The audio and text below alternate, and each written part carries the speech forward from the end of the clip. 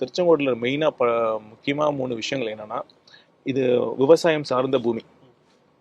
இங்கே வந்து காவிரி பொன்னியார் திருமணிமுத்தார் இணைப்பு திட்டம் போன தேர்தலில் அவங்க வாக்குறுதியாக கொடுத்தாங்க.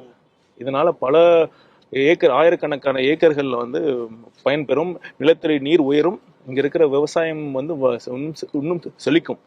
இதை வந்து பண்ணாமல் இருக்காங்க. அது கண்டிப்பாக நான் ஏற்கனவே தலைவர்கிட்ட இதை பற்றி பேசியிருக்கேன். இது கண்டிப்பாக முதல் திட்டமாக நாங்கள் செயல்படுத்தோம். அடுத்து பார்த்தீங்கன்னா, சேலம் டு திருச்செங்கோடு இங்கே இந்த ரோடு நம்ம வந்தோம்ல, அதுதான் சேலம் டு திருச்செங்கோடு வர வழி. அது பார்த்தீங்கன்னா மெயின் ரோடா? ஆமாம், மெயின் ரோடு. இது நீங்கள் எவ்வளோ குறுகலாக இருக்குது, இந்த ஊருக்குள்ளே வரப்பெல்லாம் எவ்வளோ டிராஃபிக் ஜாம் ஆகுது.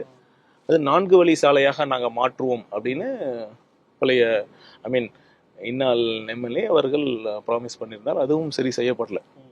அதுவும் பண்ணுவோம். அடுத்து தொழில், திருச்செங்கோடு ஒரு தொழில் நகரமாக மாற்றணும். இங்கே பிரதான தொழில்கள் பார்த்தீங்கன்னா ரிக் சம்பந்தமான, லாரி சம்பந்தமான தொழில்கள் ஒரு பக்கம், இன்னொரு பக்கம் நெசவு சார்ந்த தொழில்.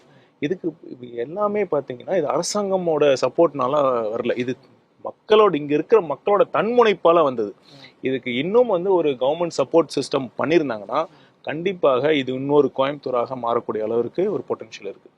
இதை தவிர இன்னொரு விஷயமும் ப்ராமிஸ் வாக்குறுதியாக கொடுக்கப்பட்டு சரி செய்யலை. இப்போ திருச்செங்கோடு புகழ்பெற்ற ஸ்தலம் வந்து அர்த்தநாரீஸ்வரர் ஸ்தலம். அது பார்த்தீங்கன்னா ஆணும் பெண்ணும் சரி நிகர் சமம் என்று ஆதிகாலத்திலேயே சொன்ன ஒரு ஸ்தலம். அப்பேற்பட்ட ஒரு புகழ்பெற்ற ஸ்தலம் வந்து முறையாக ஒரு சுற்றுலா ஸ்தலமாக மாற்றப்படலை. சுற்றுலா வளர்ந்தால் அந்த பகுதியில் பார்த்தீங்கன்னா இன்னும் வேலைவாய்ப்பு அதிகமாகும், பொருளாதாரம் பெருகும்.